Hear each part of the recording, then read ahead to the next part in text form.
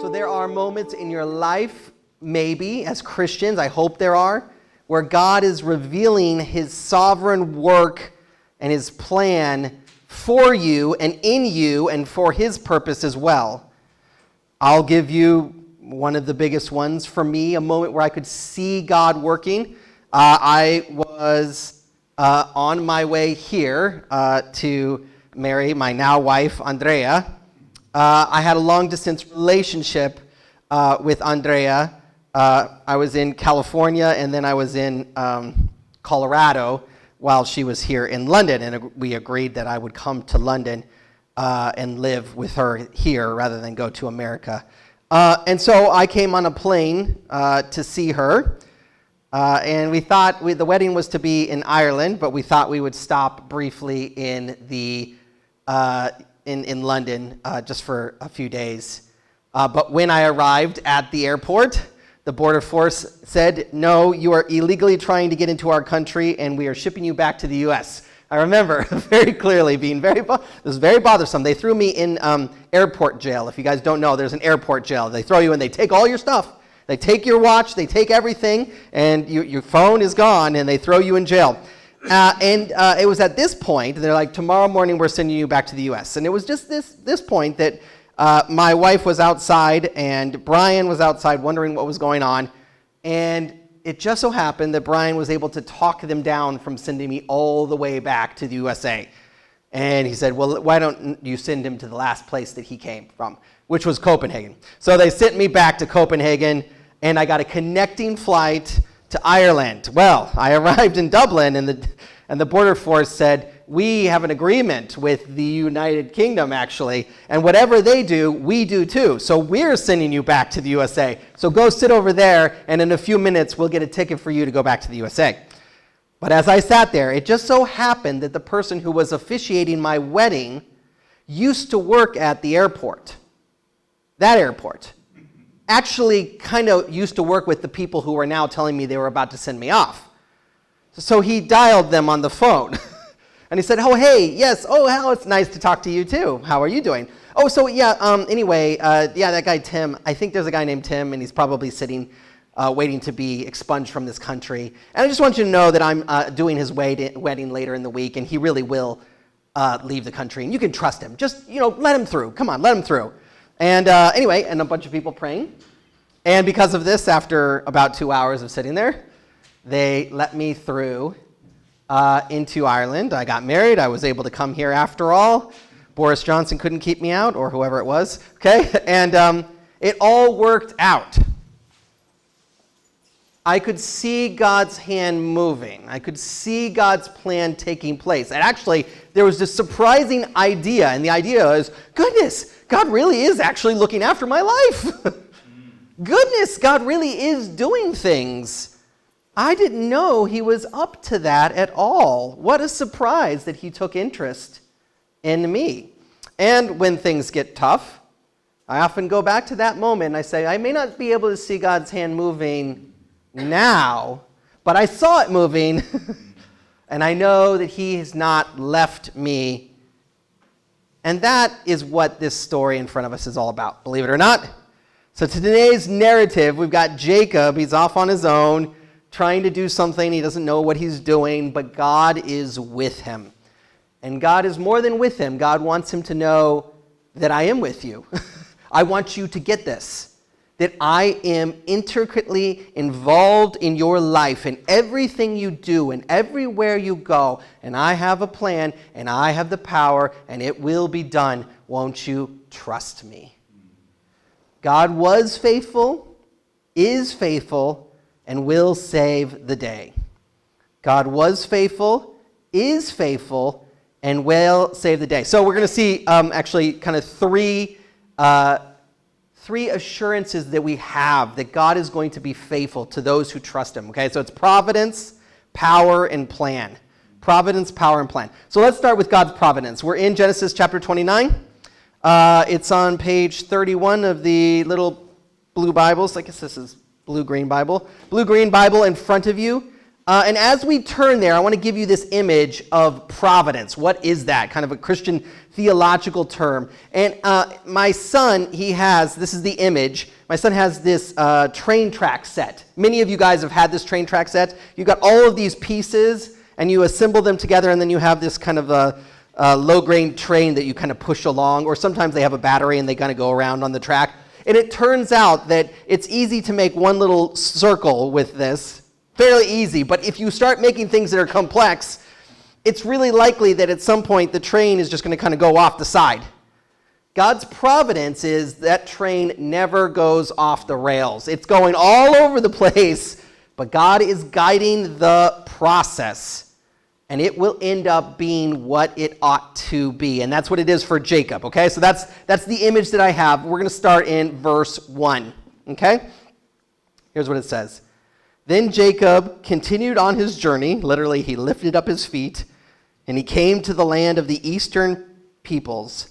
There he saw a well in the open country, with 3 flocks of sheep lying near it, because the flocks were watered from the well. The stone over the mouth of the well was large. We'll come back to that. When all the flocks were gathered there, the shepherds would roll the stone away from the well's mouth and water the sheep. Then they would return the stone to its place over the mouth of the well. Jacob asked the shepherds, "My brothers, where are you from?" "We're from Haran," they replied. He said to them, "Do you know Laban, Nahor's grandson?" "Yes, we know him," they answered. Then Jacob asked them, "Is he well?" "Yes, he's well." They said, "And here comes his daughter Rachel with the sheep." Here comes his daughter Rachel with the sheep. All right, so we need to go back to Genesis and where we're at in the story. So let's just start with the very beginning. God created all of humans different from all of creation, all of the animals. And in particular, they were meant to be his children. And so he creates Adam and Eve, and he says, "I want you to be my kids and basically rule in my stead in this world." Oh, and you have a choice. You can accept that, you can trust me, or you can not trust me. You can take that fruit. And man seizes autonomy and says, no, I'm my own decision maker. I'm my own God, okay? I choose what I do, okay? And then in so doing, he rebels and he becomes a sinner. All of humans, they do this. They're in rebellion against God. They're sinners. They do what is wrong. They might want to do what is right. Most people do. But the ultimate doing of it turns out crooked and twisted because we're selfish. But God has a plan to save. And God's plan goes through one person. What's his name? Abram, okay? Abram. God appears to Abram. He says, "Go from your country, abandon your gods, go to the land I will show you. I'll be your God. I'll make you great. I will make your seed great. You'll have lots and lots of children." He doesn't have any children. "And the whole world will be blessed through your seed," pointing to a singular individual. God is going to save some people somehow through Abraham. And we know that eventually one of those seeds, the seed that is being spoken about, is who? Jesus, okay? So Jesus is going to be the great-great-great-great-great-grandson of Abraham, this man here. But in the immediate story, Abraham has Isaac in his old age. He's 100 years old, and his wife is 90 years old. So they must have some sort of incredible fertility clinic they went to. No, it was a miracle. It was a miracle from God, okay? And Isaac has Jacob and Esau, these 2 children. And Esau, it turns out, is going to grow up to be a brute of a man. He cares nothing for God. He cares nothing for the agreement, the covenant, the partnership that God has with Abraham and with Isaac. And his brother Jacob is no better. He's a swindler. He's a scoundrel. But at least he values, in some sense, this God that his forefathers have worshipped. And so there's a prophecy before they're born, and it says the older will serve the younger.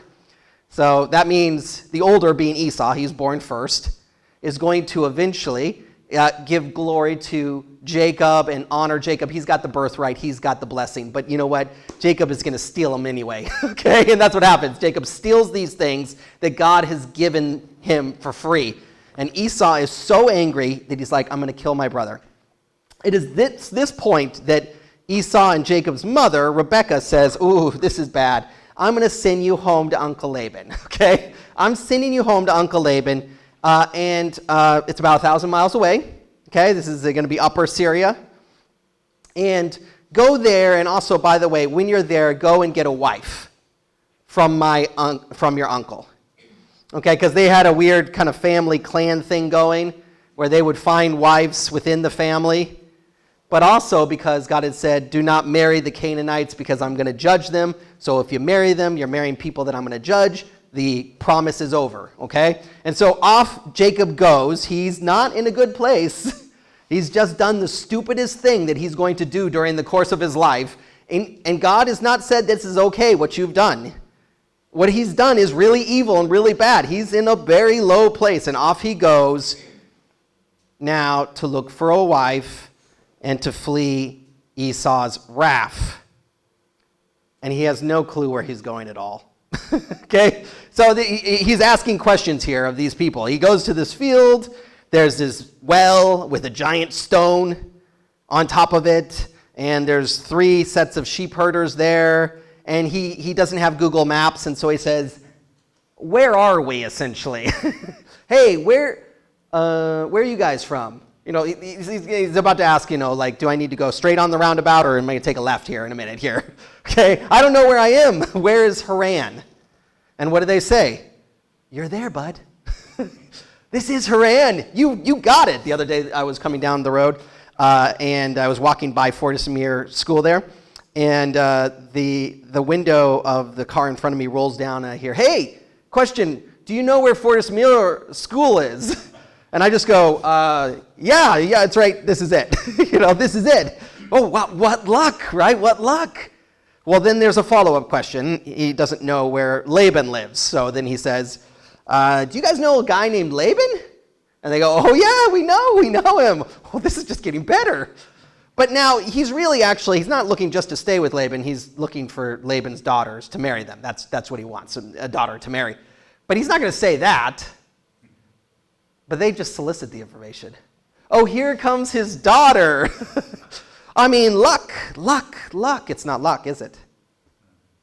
It's God's providential hand guiding.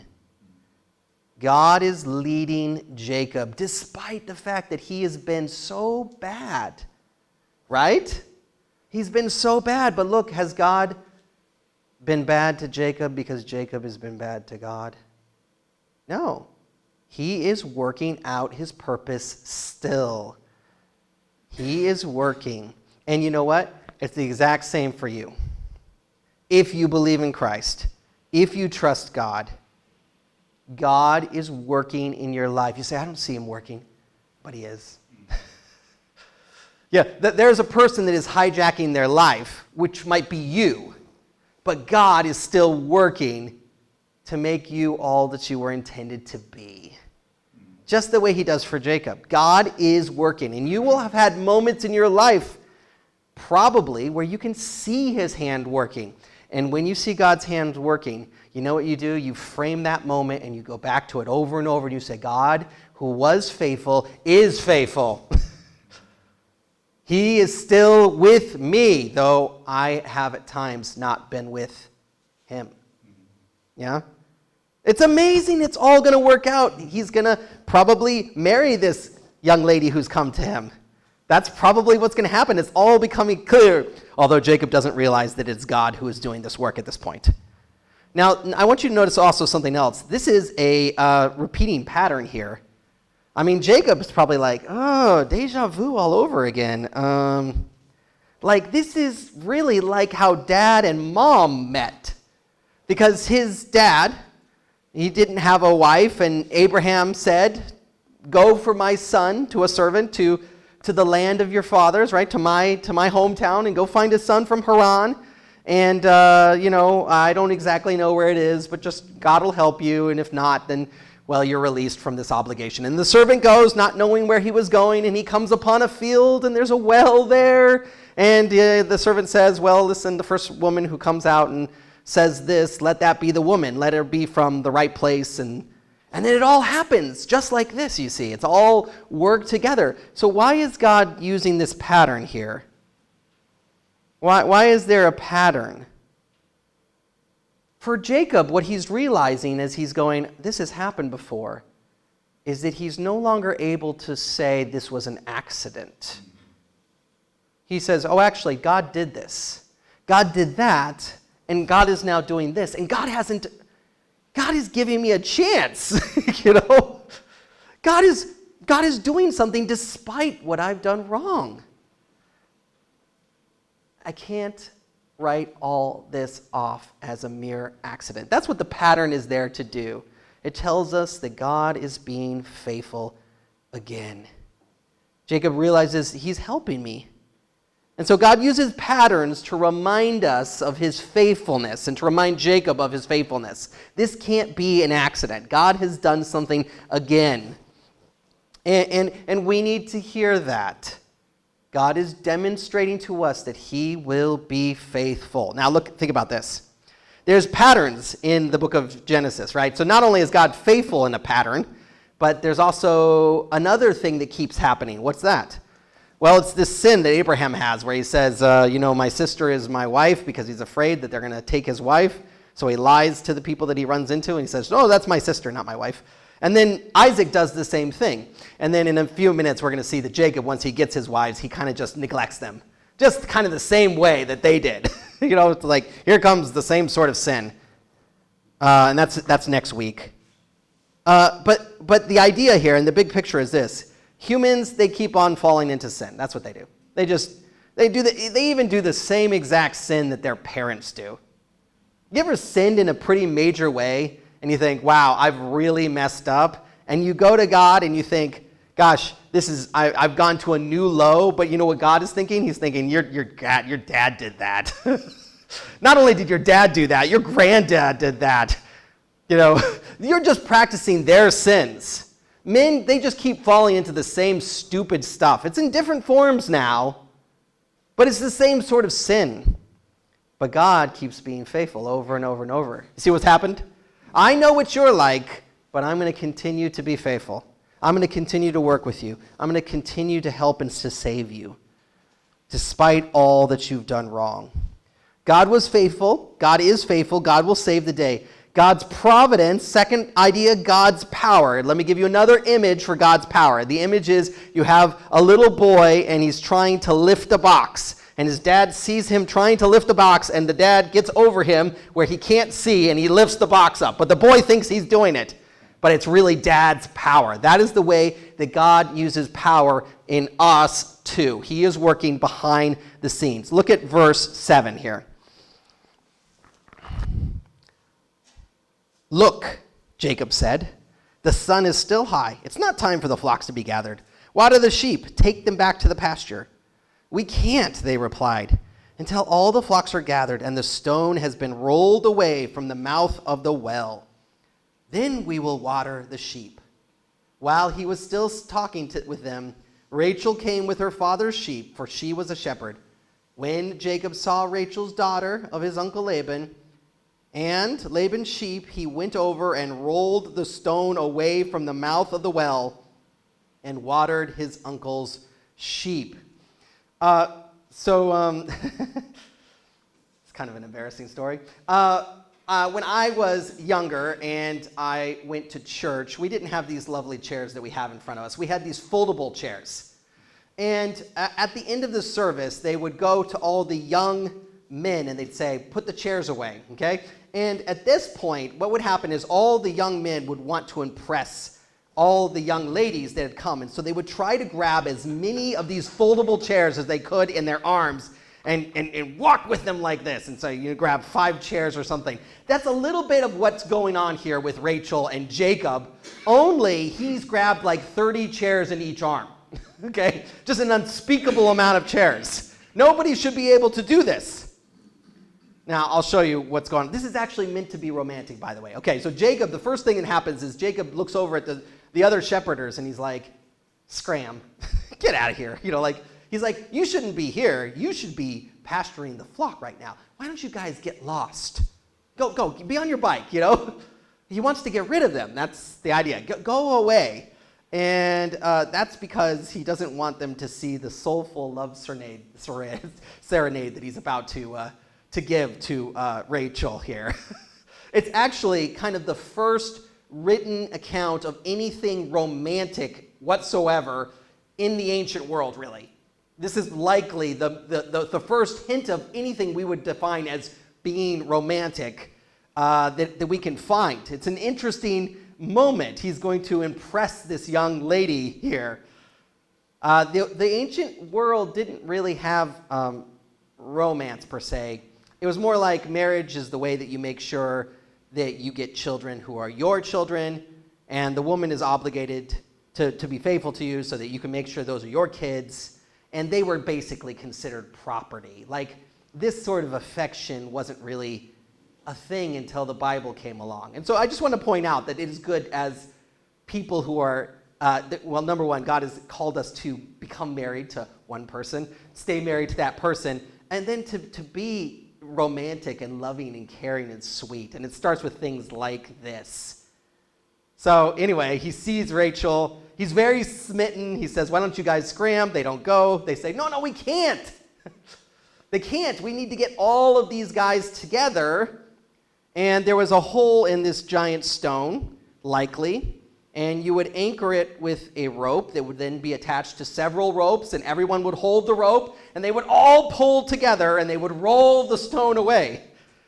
But what happens? Jacob, in this Herculean feat almost, goes and does it himself. Right? And he's intending to. He knows what he's about to go do. And this is completely impossible. I mean, this is impossible. These guys, there are 3 shepherds before. They can't remove the stone. They're going to wait for more people to come along, and they're all going to do it. And you just get this picture of Jacob just walking over and grabbing the thing and just chucking it. What in the world is going on? Well, there's a power animating Jacob that Jacob doesn't even understand is working in him. Okay, it's like Samson. You guys remember the story of Samson, how he had all this power? From all accounts, Samson was this scrawny-looking guy. Nobody thought he was strong. And then he up and pulls out, the gates of cities and tears up a lion like it's paper. This is what happens. And so Jacob probably just knew that he was strong, and he probably thought, I can do this. And the power came from God. The power to do what he needed to do, where did it come from? It came from God. You'll see this in the Bible, by the way. And in Genesis, God shows up to people, and he doesn't say, I can change your viewpoint and make life a happy thing for you. He says, I can do the impossible in you. What does he say to Abraham? I will make you a great nation. I will make it so that you can't have children, but I know how to do that. He asked them to do the impossible, and he says, but I will be with you, and I will do it in you. That's how it will work. And you can't help but notice that they're rolling away a stone, can you? And where else does that happen in the Bible? It is rolling away the stone of the tomb. The women said, who is going to roll the stone away? And so what God is saying is that I can do the impossible. And the impossible in some cases is just lifting a big, large stone. But in other cases, it's raising your dead body to life again. God is not saying, I will do nothing in your world, just put your trust in me. God is saying, if you will put your trust in me, I will move heaven and earth. I will even resurrect you. I have the power. You're not going to find that anywhere else. God was faithful. God is faithful. God will save the day. Providence, power, lastly, plan. Here's the last image. The image is playing chess with somebody who's really good, like a grandmaster or something. I've had an opportunity to play a couple grandmasters during my life of chess. I'm not that good, by the way. I don't know why, but I've been given that opportunity. And here's what happens. When you play chess with the grandmaster, everything that you do is what they want you to do. That's what happens. You think, I'm going to do this and I'm going to do that, but after like a few minutes, basically every single move that you make, they're like, you're going to make this move now because you have no other choice. You're going to make this move because you have no other choice. And they're like, checkmate, right? It's all over. This is what happens with us when we trust God. Our enemies, they do exactly what God wants them to do. They can't do anything else. He's just going to do what he wants to do. And that's what we see here, verse 12.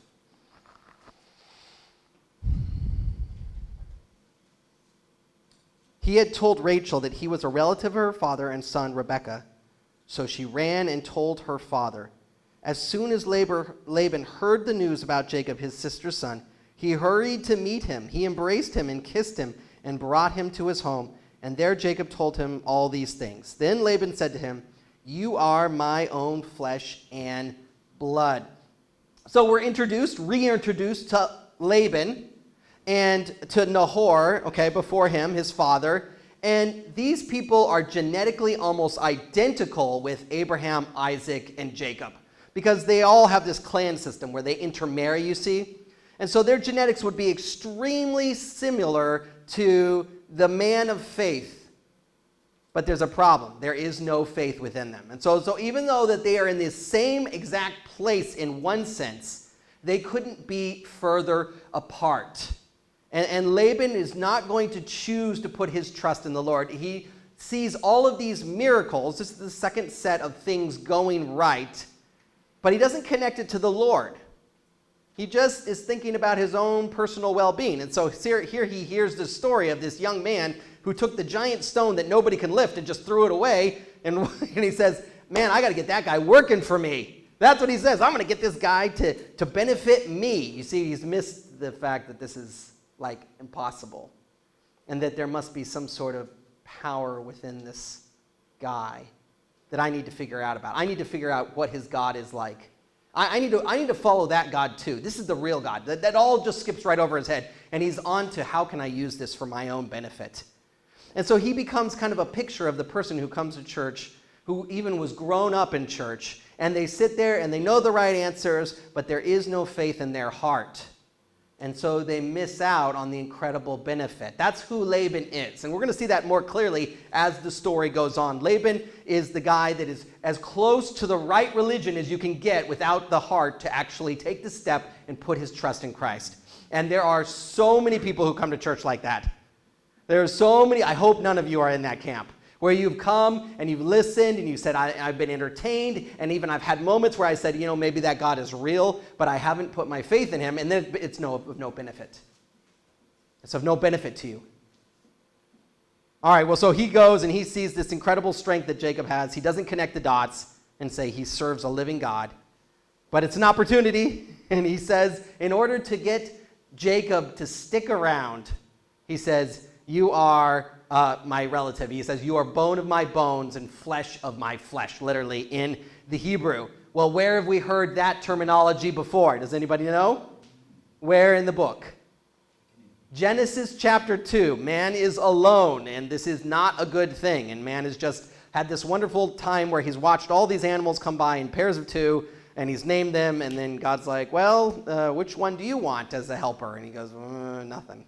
Right? And then he falls asleep, and God takes some of his side, not his rib, that's a bad translation. He takes some of his side, some of his genes, as it were, and he fashions a woman with that material. And he says, this now is bone of my bones and flesh of my flesh, and they are married. The two become one flesh. So the idea is that he's saying this to kind of ingratiate Jacob to stick around and become one of his workers. But God's like, that's fine. I'll just use that to get Jacob some wives. Well, wife. He had intended one wife. We'll see in the next chapter. Okay, so anyway, and Jacob thinks that the person he's supposed to marry, by the way, is Rachel, but he's wrong. It's not. It's his sister. We'll see that in the next chapter. Very interesting story that transpires. But God is able, you see, to take the bad guys, the ones that don't choose him, and say, well, you'll use my purpose. I'll just use you for my purpose anyway. In fact, you're part of the game plan. In fact, I knew you would do the wrong thing, but I just turned it good. And that's what happens. We can either put our trust in the Lord and benefit from him, or we can say, no, I push against that, and God says, well, I'll use you anyway. You just won't get any benefit out of it. And so Jacob is going to find a wife from this situation. God was faithful. God is faithful. God will save the day. What can we take away from this message? So here's the important idea. We're not being given an excuse to sin here. Jacob was a scoundrel for a while. And as we go on, what we see is that these narratives and these chapters are God making Jacob face the fact that he's a scoundrel, only to show him that his grace is sufficient. That's what we're going to see in the next few chapters, if anybody's wondering. We're going to see that God is calling Jacob to have a face-to-face where he realizes who he is. In fact, it's going to end with a wrestling match. Okay? And God is going to show Jacob that he can just put his trust in this God and confess and deal with his sin, and God will save him. That's what we'll see. And that's what we need to know wherever we are in our walk. Because we all start out good in one sense, but you know, the moment that we turn to the Lord and God says, I will receive you, God knows what you're going to do tomorrow. He knows how bad you're going to be in a month. He knows your deepest, darkest secret that you haven't shared with anyone. He knows your worst thoughts. He knows it all, and he is still faithful. We are faithless on occasion, but he is faithful. And he will work on your behalf if you'll just put your trust in him today. If you'll just say, yes, okay, maybe you're in a good place. Keep going with the Lord. He is working. Maybe you're not. Say, I'm sorry. And I know you're working. Even today, you haven't turned your back on me, just like you haven't turned your back on Jacob. So in a moment, we're going to pray, and you'll have opportunity to speak about that idea to God. I don't know where you are. I don't know where your heart is with God, but I do want you to know that God is faithful, and he is able to forgive, and he is working on your behalf, and what he would like from you is not what happens with Jacob. See, all this happens with Jacob, and he weeps. But unlike the servant, he does not say, the Lord my God has made me successful, okay? Unlike the servant in Genesis 24, where this happens the first time, he doesn't connect yet that it is God who is saving and delivering him. But maybe you can connect just now with him and say exactly that. You're still with me. You haven't left me. You are saving me. I can trust you. Let's go ahead and bow our heads. And